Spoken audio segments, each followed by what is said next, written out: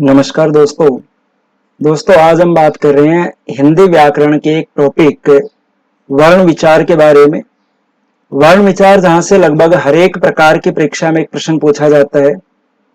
आपने देखा होगा प्रश्न किस प्रकार से पूछा जाता है, जैसे निम्न में से कौन सी ध्वनि कंठव्य है, कौन सी तालव्य है, या कौन सी ध्वनि अल्प प्राण है, कौन सी महाप्राण है। इस प्रकार से यहाँ से प्रश्न पूछे जाते हैं। तो वर्ण विचार में हमें हिंदी वर्णमाला के जो 44 वर्ण हैं उन वर्णों की हमें यहाँ पर बात करनी है। तो चलिए शुरुआत करते हैं टॉपिक की। देखिए, सबसे पहले आपको बता दूं कि वर्ण क्या होता है, वर्ण किसे कहते हैं। सबसे पहले हम ये बात कर लें तो मैंने यहाँ पर कहा कि भाषा की सबसे छोटी उच्चरित जो इकाई होती है, उच्चरित मतलब उच्चारण की हुई, भाषा की सबसे छोटी उच्चरित इकाई ध्वनि कहलाती है। मतलब हम अपने मुंह से जो छोटे से छोटा बोलते हैं वो ध्वनि कहलाती है। अब छोटे से छोटा हम कुछ भी बोल सकते हैं, वो ध्वनि कहलाएगी। लेकिन जब उस ध्वनि को ही लिख दिया जाए, मैंने कहा कि ध्वनि का ही लिखित रूप वर्ण कहलाता है। जब तक हम बोल रहे हैं तब तक वह ध्वनि है, और जब बोले गए को लिख दिया जाता है तो वो वर्ण बन जाता है। यानी वर्ण क्या है, वर्ण है वो ध्वनि का ही लिखा हुआ रूप है, ध्वनि का ही लिखित रूप वर्ण कहलाता है। अब मैंने यहां पर आपको ये कहा था कि भाषा की सबसे छोटी उच्चरित इकाई ध्वनि है, और दोस्तों ध्वनि का ही दूसरा रूप वर्ण है। लेकिन वर्ण कैसा है, वर्ण है वो लिखा हुआ है। तो मैं ये कह सकता हूं कि वर्ण भाषा की सबसे छोटी लिखित इकाई बन जाएगी। फॉर एग्जाम्पल, अगर जैसे मैंने मान लीजिए रे बोला, तो जब तक मैं उस रे को बोल रहा हूं तब तक वो ध्वनि है, और अगर मैंने उस रे को लिख दिया तो वो वर्ण बन जाएगा। जब तक मैंने बोला तब तक ध्वनि कहलाई, जब मैंने उसे लिख दिया तो लिखते ही वो बन गया वर्ण। अब देखिए, हमें छोटे से छोटा रे भी लिख सकते हैं और छोटे से छोटा हम आधा रे भी लिख सकते हैं, यानी ये भी वर्ण कहलाएगा और ये भी वर्ण कहलाएगा। हम छोटे से छोटा पूरा तय भी लिख सकते हैं, आधा तय भी लिख सकते हैं, मतलब ये दोनों ही वर्ण है। तो यहां से हमारे सामने एक निष्कर्ष निकल कर आ गया कि वर्ण जो होता है वो वर्ण आधा भी हो सकता है और वर्ण पूरा भी हो सकता है। मतलब वो स्वर रहित भी हो सकता है, वो स्वर सहित भी हो सकता है। अब ये बात आपको समझ में आ गई होगी कि वर्ण होता क्या है। जो हम छोटे से छोटा बोल रहे हैं तब तक वो ध्वनि है, और उस बोले हुए को अगर हमने लिख दिया तो लिखा हुआ कहलाएगा वर्ण। और वो आधा भी हो सकता है, वो पूरा भी हो सकता है, यानी वो स्वर रहित भी हो सकता है, वह स्वर सहित भी हो सकता है। लेकिन अगली बात आती है कि जब वर्ण आधा भी हो सकता है, वर्ण पूरा भी हो सकता है, तो फिर अक्षर क्या है। अगली बात आती है कि अक्षर क्या है। देखिए, अक्षर का मतलब क्या होता है। मैं कह रहा हूं कि स्वर या स्वरांत व्यंजनों को अक्षर कहा जाता है। या तो जो अपने आप में सभी स्वर हैं, 11 स्वर हैं, वो स्वरों को अक्षर कहा जाएगा, या फिर स्वरांत व्यंजन यानी ऐसे व्यंजन जिनके अंत में कोई भी स्वर आ रहा हो। अब देखिए, यहां से आपको एक बात समझ में आ गई होगी कि सारे के सारे जो अक्षर हैं, सारे के सारे जो स्वर हैं वो अक्षर कहलाएंगे, या फिर ऐसा कोई भी व्यंजन जिसके अंत में स्वर आएगा तो ही अक्षर कहलाएगा। जिस व्यंजन के साथ स्वर नहीं आएगा तो वह अक्षर नहीं कहलाएगा।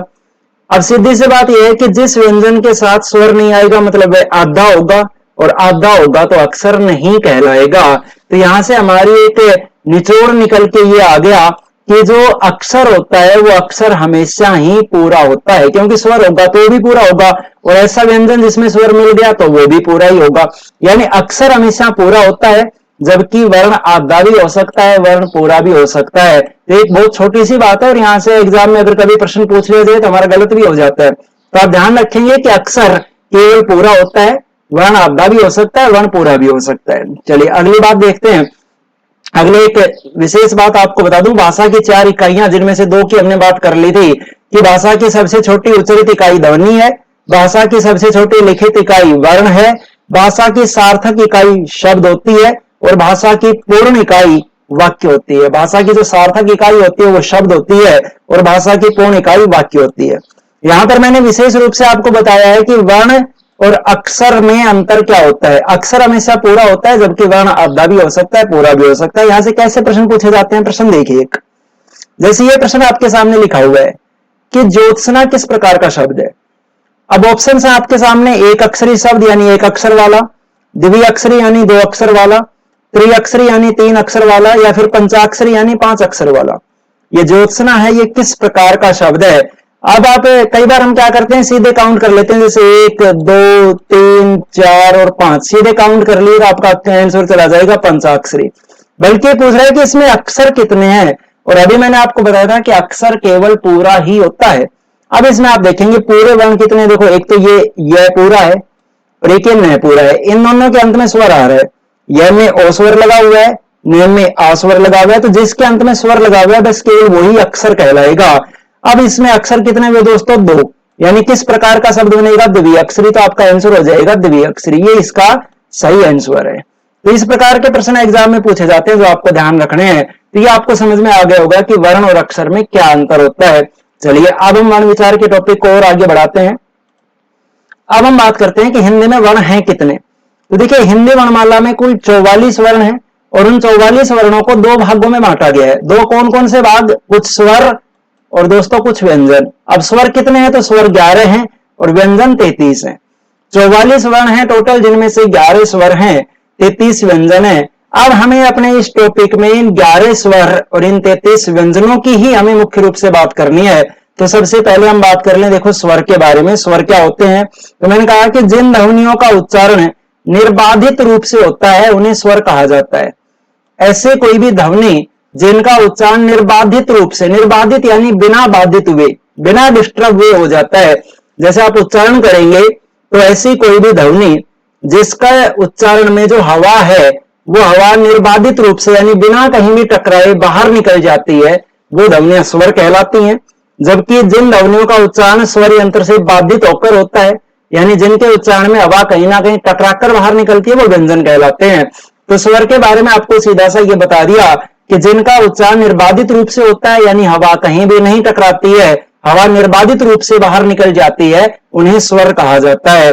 अगर हम बात करें स्वर की संख्या कितनी, तो देखिए लेखन के आधार पर 11 स्वर माने जाते हैं हिंदी में, और उच्चारण के आधार पर 10 स्वर माने जाते हैं।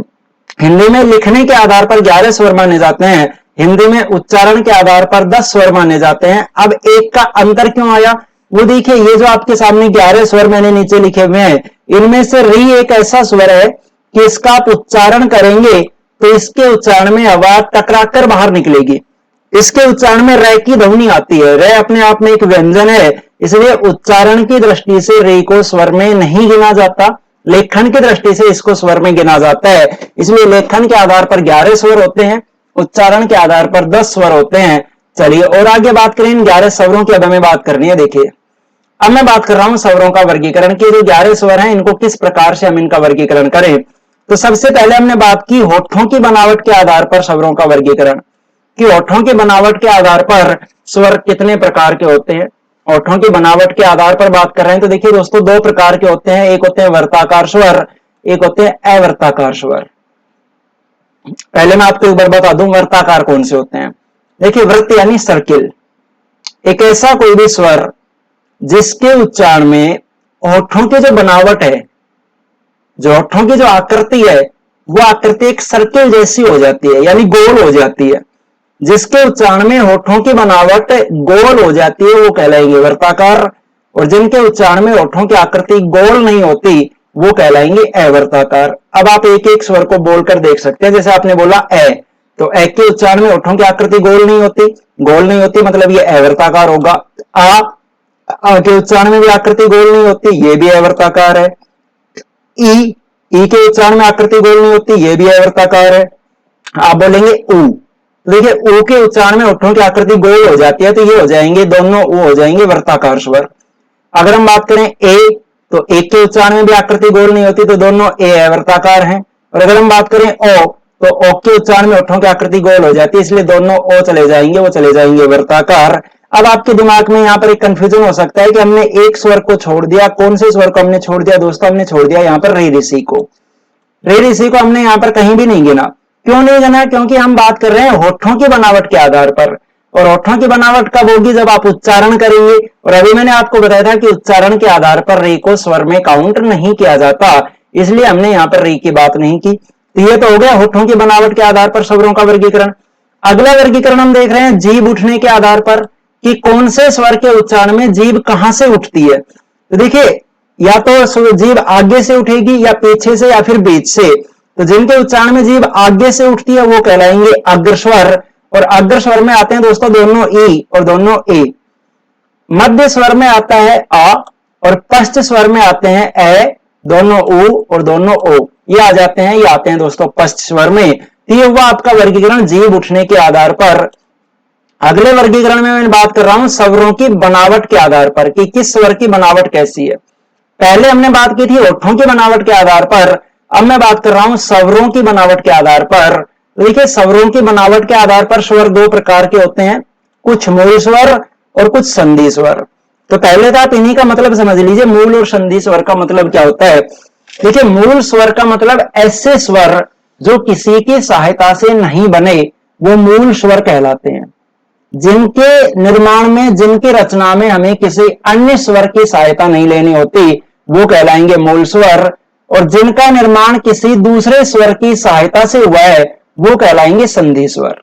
यानी मूल स्वर वो हैं जो अपने आप में स्वतंत्र होते हैं, किसी की सहायता से नहीं बने, जबकि संधि स्वर वो हैं जो दो अलग अलग स्वरों की सहायता से बने हुए हैं। तो देखिए हिंदी में चार मूल स्वर हैं, वो चार कौन कौन से, ए, ई, उ और री। ये चारों दोस्तों हिंदी में मूल स्वर माने जाते हैं। इनका निर्माण किसी की सहायता से नहीं हुआ है। विशेष रूप से ध्यान रखना, बहुत कंफ्यूज करने वाला क्वेश्चन है ये, क्योंकि जब भी एग्जाम में पूछा जाता है कि निम्न में से कौन सा मूल स्वर नहीं है, तो आप में से लगभग कैंडिडेट का आंसर जाएगा री। देखने में ऐसा लगता है कि ये दो के मेल से बना हुआ है, ये किसी के मेल से नहीं बना हुआ है, ये चारों अपने आप में मूल स्वर हैं। बाकी जो बच गए सात, ये सातों दोस्तों किसी ना किसी के मेल से बने हुए हैं, तो ये कहलाएंगे संधि स्वर। अब देखिए किसके मेल से बने वो मैंने आपको साइड में बताया है। आ, जो आ बना हुआ है वो बना हुआ है ए प्लस ए के मेल से। ई बना ई प्लस ई के मेल से। उ बना हुआ है उ प्लस उ के मेल से। ए बना ए प्लस ई के मेल से। और आई बना ए प्लस ए के मेल से। ओ बन गया ए प्लस उ के मेल से। और औ बन गया ए प्लस ओ के मेल से। तो ये जो सारे कहलाएंगे, ये सारे कहलाएंगे दोस्तों संधि स्वर। संधि स्वर मतलब जो दो के मेल से बने हुए हैं। अब इन संधि स्वर को भी हमने दो भागों में बांट दिया। ये सारे, ये सात आपको बताया, ये सातों संधि स्वर हैं। इन सातों संधि स्वर को हमने दो भागों में बांटा, कुछ दीर्घ स्वर और कुछ संयुक्त स्वर। अब इनका मतलब क्या है वो देखिए। आपको बताया संधि स्वर मतलब दो के मेल से बने हुए। दीर्घ स्वर का मतलब है दो समान स्वरों के मेल से बने हुए। और संयुक्त स्वर का मतलब है दो असमान स्वरों के मेल से बने हुए, अलग अलग स्वरों के मेल से बने हुए। अब देखिए ये सातों आपके सामने संधि स्वर थे, ये सातों। इनमें से जो दो समान स्वरों के मेल से बने हैं वो तो कहलाएंगे दोस्तों दीर्घ, और जो अलग अलग स्वरों के मेल से बने हुए हैं वो कहलाएंगे संयुक्त। अब देखिए इसमें आ, ई और उ, ये तीनों समान स्वरों के मेल से बने हुए हैं, तो ये तीनों आ जाएंगे दीर्घ स्वर में। और बाकी के जो नीचे वाले चारों हैं, ये नीचे वाले देखिए आप देख रहे हैं अलग अलग स्वरों के मेल से बने हुए हैं, तो ये कहलाएंगे चारों संयुक्त स्वर। ये आपको समझ में आ गया होगा। मूल स्वर वो हैं जो किसी के मेल से नहीं बने, संधि स्वर वो हैं जो दो के मेल से बने हुए हैं। अब दो के मेल से बने, अगर दो समान के मेल से बने तो दीर्घ स्वर कहलाएंगे, दो अलग अलग के मेल से बने तो संयुक्त स्वर कहलाएंगे। ये दोस्तों हमने बात की स्वरों की बनावट के आधार पर स्वरों का वर्गीकरण। चलिए अगली बात करते हैं जिह्वा प्रयत्न के आधार पर। तो देखिए जिह्वा प्रयत्न के आधार पर जो स्वर होते हैं वो चार प्रकार के होते हैं। कौन कौन से चार प्रकार? सबसे पहला प्रकार आप देखिए विवर्त स्वर। दोस्तों विवर्त जो शब्द है इसका अर्थ होता है खुला हुआ, यानी जिसके उच्चारण में मुंह पूरा खुला रहता है वो कहलाते हैं विवर्त स्वर। जैसे आप बोलेंगे आ, तो आ के उच्चारण में मुंह पूरा खुल जाता है तो आ कहलाएगा विवर्त स्वर। संवर्त स्वर, संवर्त का मतलब होता है दोस्तों बंद, यानी जिसके उच्चारण में मुंह लगभग बंद जैसा होता है वो कहलाएंगे संवर्त स्वर। जैसे आप बोलते हैं ई और उ, तो इनके उच्चारण में मुंह लगभग बंद सा ही रहता है, तो ये चारों आ जाएंगे संवर्त स्वर में। अब बात आती है अर्ध संवर्त। तो देखिए अर्ध संवर्त का होता है आधा बंद, यानी जिसके उच्चारण में मुंह आधा बंद रहता है वो कहलाएंगे अर्ध संवर्त। इसमें आएंगे ए और ओ। और अर्ध विवर्त यानी जिसके उच्चारण में मुंह आधा खुला हुआ रहता है वो कहलाएंगे अर्ध विवर्त। इसमें आ जाएंगे ए, आए और औ। ये दोस्तों वे जिह्वा प्रयत्न के आधार पर, थोड़ा सा आप इन्हें याद कर लेंगे, जिह्वा प्रयत्न के आधार पर शब्दों का जो वर्ग, स्वरों का जो वर्गीकरण है वो चार प्रकार का। और अंत में मैं स्वरों की आपसे एक बात कर लूं, एक और आपने सुना होगा कभी ग्रहित स्वर। देखिए ग्रहित का मतलब होता है कहीं अन्य भाषा से ग्रहण किया गया। हिंदी में एक ग्रहित स्वर का प्रयोग होता है और वो ग्रहित स्वर कौन सा है? अ। ये ओ स्वर है, इसको हिंदी भाषा ने अंग्रेजी भाषा से ग्रहण किया है और इसका प्रयोग केवल अंग्रेजी भाषा के शब्दों पर होता है। इसका जो प्रयोग होता है वो केवल और केवल अंग्रेजी भाषा के शब्दों पर इसका प्रयोग किया जाता है। जैसे आपने देखा होगा डॉक्टर, ऑफिस, कॉफी, इस प्रकार के जो शब्द हैं। तो दोस्तों ये जो अ कहलाएगा ये कहलाएगा ग्रहित स्वर। तो आप ध्यान रखेंगे हिंदी में ये केवल एक ही ग्रहित स्वर है अ। और अगर एग्जाम में प्रश्न पूछा जाता है कि निम्न में से किस शब्द में ग्रहित स्वर का प्रयोग हुआ है, तो हमें ज्यादातर को यही नहीं पता होता कि ग्रहित स्वर क्या होता है। बहुत इजी क्वेश्चन है, आता हुआ क्वेश्चन गलत हो जाता है। तो आप ध्यान रखेंगे जिस भी शब्द पर ये वाला स्वर लगा हुआ है वो ग्रहित का उदाहरण माना जाएगा। तो दोस्तों ये हमने बात कर ली स्वर की। अब हम बात करेंगे स्वर के बाद देखिए दो ध्वनियां आती हैं अयोगवाद ध्वनियां, अनुस्वार, विसर्ग, उनकी बात करेंगे। और फिर हम बात करेंगे व्यंजनों की, जहां हम बात करेंगे व्यंजनों में उच्चारण स्थान के आधार पर, जैसे कंठव, तालव, मूर्धन, दंतव, ओष्ठ, कौन कौन सी ध्वनियां होती हैं। तो वो दोस्तों अगले पार्ट में हम बात करेंगे। तो अगर ये वीडियो आपको पसंद आए तो प्लीज चैनल को सब्सक्राइब कर लें, वीडियो को लाइक करें और ज्यादा से ज्यादा अपने दोस्तों के पास शेयर करें। धन्यवाद दोस्तों।